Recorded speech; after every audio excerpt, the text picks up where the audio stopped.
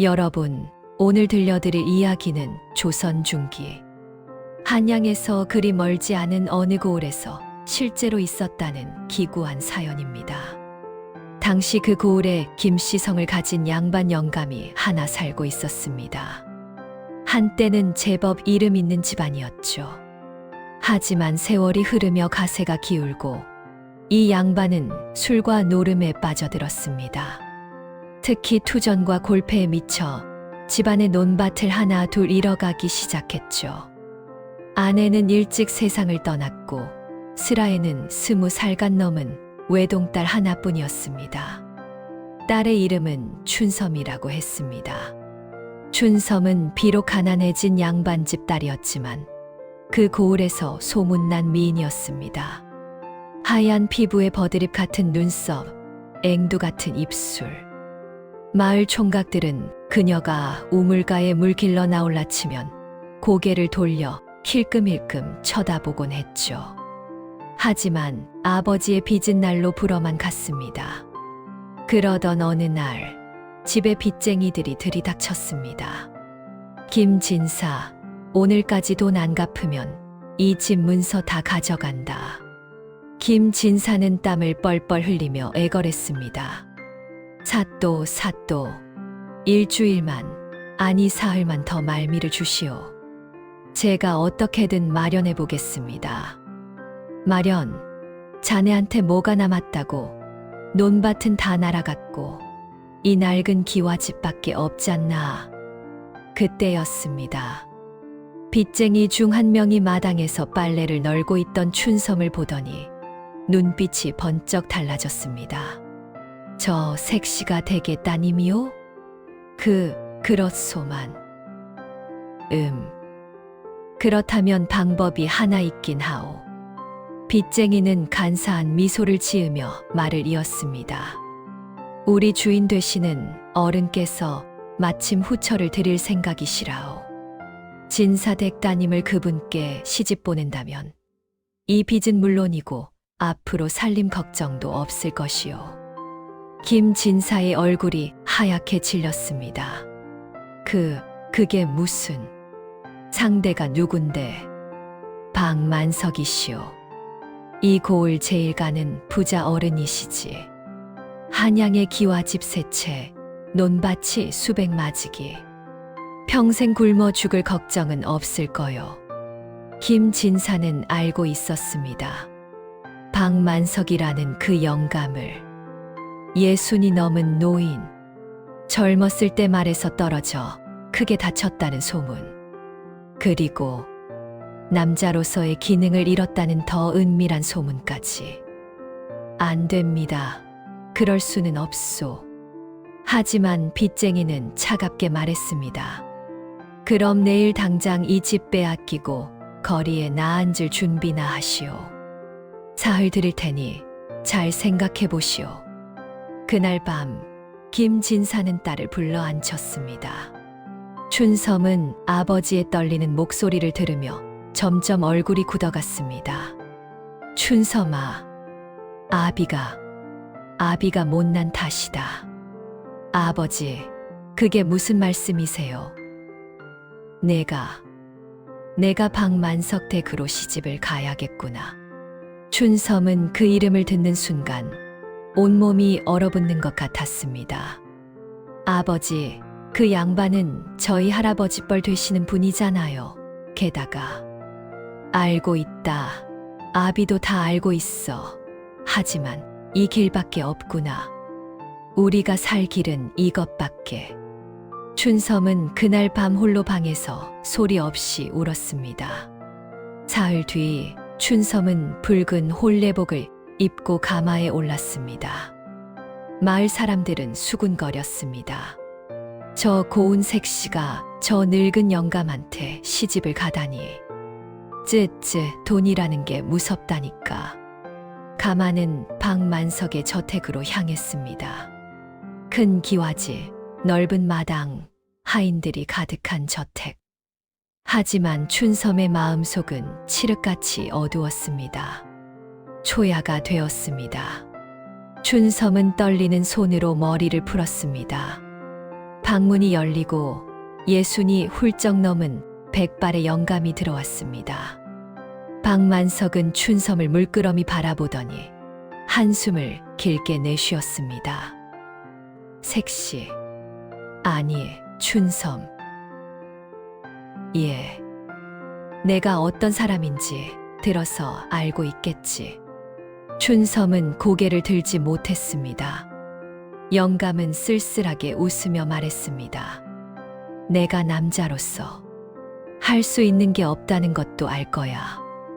나도 젊었을 때는 멀쩡했지.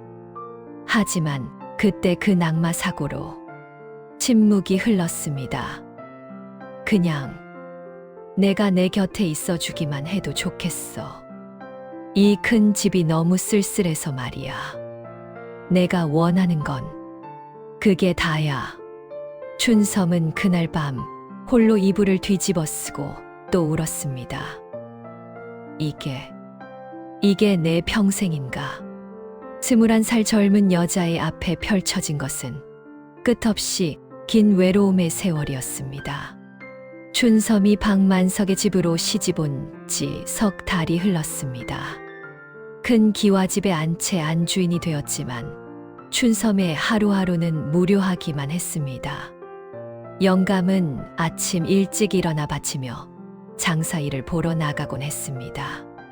저녁에 돌아와서는 춘섬과 마주 앉아 밥을 먹고 이런저런 이야기를 나누다가 각자의 방으로 돌아가는 것이 일상이었죠. 부부라기보다는 한 지붕 아래 사는 남남 같았습니다. 영감은 춘섬에게 친절했습니다. 좋은 옷감을 사다 주고 맛있는 음식을 대령하게 했죠. 하지만 그뿐이었습니다. 춘섬은 밤이면 혼자 누워 천장을 바라보곤 했습니다. 이게 정말 내 인생인가? 21살. 여자로서 가장 꽃다운 나이. 하지만 그녀의 삶에는 어떤 설렘도, 어떤 떨림도 없었습니다. 어느 여름날이었습니다.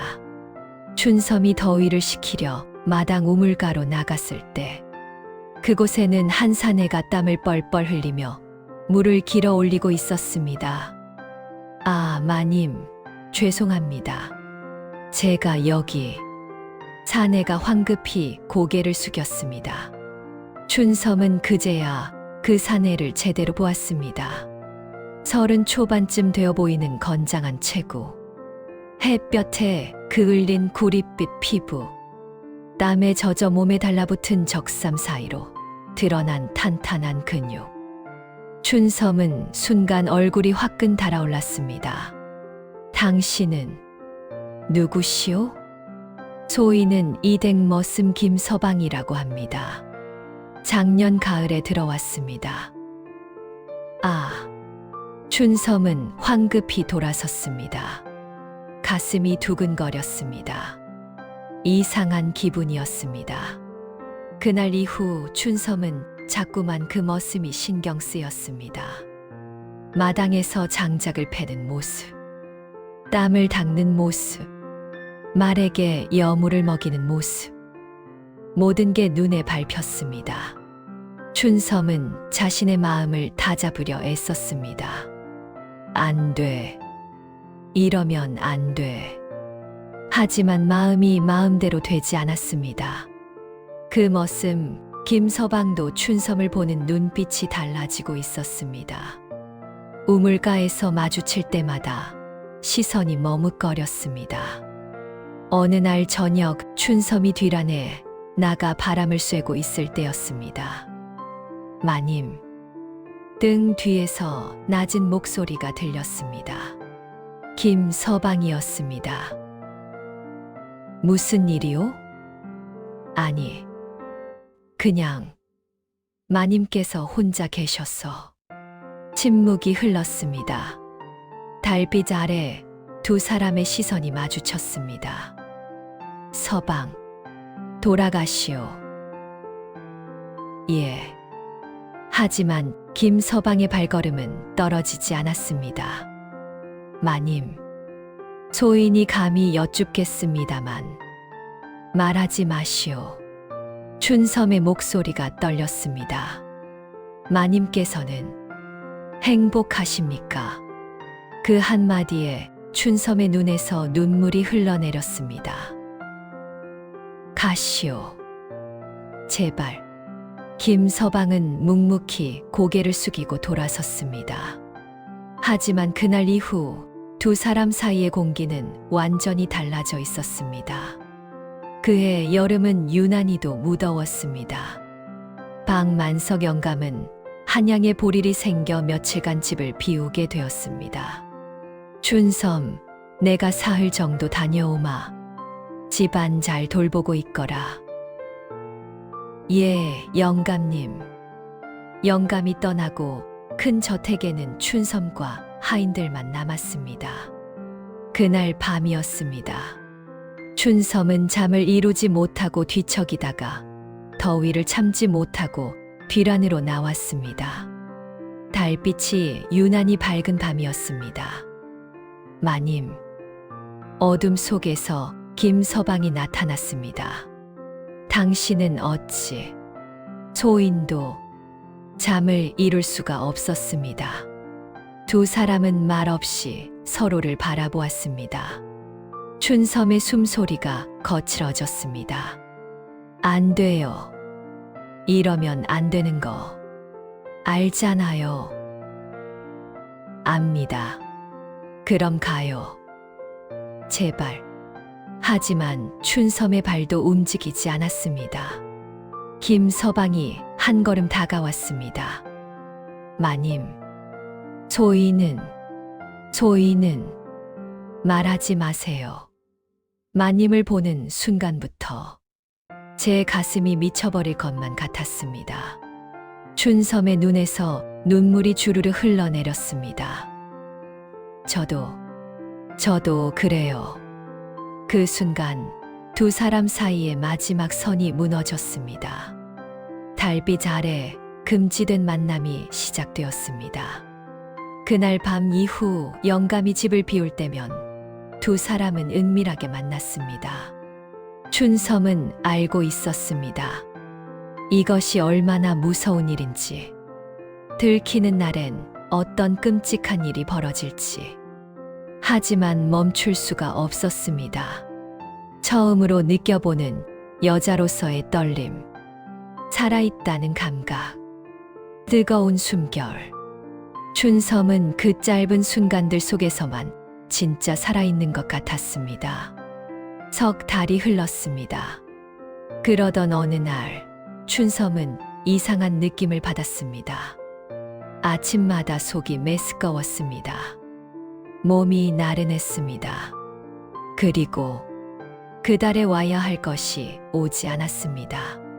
춘섬의 얼굴이 새하얗게 질렸습니다. 설마. 하지만 그 설마는 현실이 되어가고 있었습니다. 두 달이 더 지났습니다. 춘섬은 더 이상 숨길 수가 없었습니다. 아랫배가 조금씩 불러오기 시작했거든요. 어느 날 저녁 박만석 영감이 춘섬을 유심히 바라보더니 물었습니다. 춘섬, 너 요즘 얼굴이 이상하구나. 어디 아프냐? 아닙니다. 아니긴. 안색이 왜 저 모양이냐? 의원을 불러야겠다. 안 됩니다. 괜찮습니다. 하지만 영감은 이미 의심하기 시작했습니다. 이틀 뒤 영감이 의원을 불렀습니다. 의원이 춘섬의 맥을 짚어보더니 얼굴이 굳어졌습니다. 영감님, 잠깐 밖에서 말씀 좀. 두 사람이 밖으로 나간 뒤 잠시 후 영감의 고함 소리가 들렸습니다. 뭐라고? 그게 무슨 소리냐? 의원이 황급히 나가고 영감이 방으로 들어왔습니다. 그의 얼굴은 일그러져 있었습니다. 춘섬, 이게 도대체 무슨 일이냐? 춘섬은 무릎을 꿇고 바닥에 엎드렸습니다. 영감님, 죄송합니다. 죄송합니다. 아이가, 뱃속에 아이가 있다는 게 사실이냐? 춘섬은 대답할 수 없었습니다. 그저 울먹일 뿐이었습니다. 내가 남자로서 기능을 못하는 걸 알면서 감히 박만석의 목소리가 떨렸습니다. 분노인지 수치심인지 슬픔인지 알 수 없는 복잡한 감정이었습니다. 누구냐고. 말하지 않으면 이 집안 남자라는 남자는 다 곤장을 맞을 것이다. 춘섬은 고개를 들 수 없었습니다. 영감은 사람을 불러 집안 남자 하인들을 모두 마당에 세웠습니다. 춘섬은 떨리는 손으로 김서방을 가리켰습니다. 저 사람입니다. 김서방은 그 자리에 무릎을 꿇었습니다. 영감님, 소인이 죽을 죄를 지었습니다. 박만석의 얼굴이 일그러졌습니다. 내 이놈, 내가 너한테 얼마나 잘해줬는데 내 지붕 아래서 밥 먹고 자면서 감히 내 여자를 매를 쳐라. 죽기 전까지 쳐라. 하인들이 김서방을 묶어 매질을 시작했습니다. 영감님, 안 됩니다. 죽입니다. 춘섬이 울부짖었지만 영감은 차갑게 돌아섰습니다. 곤장 20대를 맞고 김서방은 피투성이가 되어 마당에 쓰러졌습니다. 당장 이놈을 끌어내서 이 마을에서 쫓아내라. 다시는 발도 붙이지 못하게. 하인들이 김서방을 질질 끌고 나갔습니다. 춘섬은 그 모습을 보며 소리 없이 울었습니다. 소문은 삽시간에 퍼졌습니다. 만석군 박영감 댁에 큰일 났다더라. 젊은 색시가 머슴과 쯧쯧쯧 문란하기도 하지. 사람들의 손가락질이 시작되었습니다. 박만석 영감은 그 어떤 때보다 치욕스러웠습니다. 평생 이 고을에서 손꼽히는 부자로 존경받는 어른으로 살아왔는데 자신의 무능력함이 온 마을에 알려져 버린 것입니다. 영감은 춘섬을 사당에 가두었습니다. 내가 그 더러운 씨를 떨어뜨릴 때까지 거기서 나오지 마라. 춘섬은 좁은 사당에 갇혀 하루에 한 끼 밥만 받아 먹으며 지냈습니다. 배는 점점 더 불러왔습니다. 춘섬은 밤마다 배를 어루만지며 울었습니다.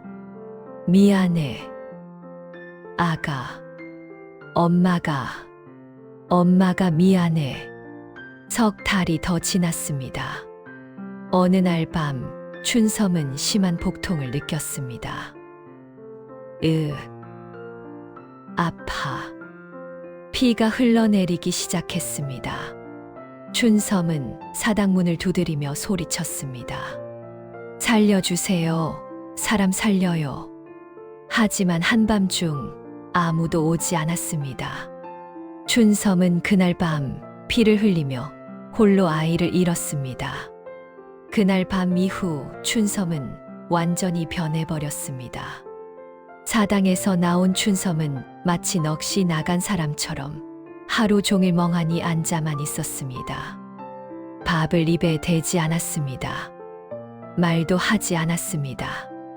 박만석 영감은 그런 춘섬을 보며 처음으로 죄책감을 느꼈습니다. 하지만 이미 돌이킬 수 없는 일이었습니다. 석 달이 지난 어느 날 영감이 춘섬을 불렀습니다. 춘섬, 나는 이 마을을 떠나기로 했다. 춘섬은 아무 반응이 없었습니다. 내 평생 쌓아온 체면이 다 무너졌어. 이 고을에서는 더 이상 살 수가 없구나. 영감은 한숨을 길게 내쉬었습니다. 나는 한양으로 갈 것이다.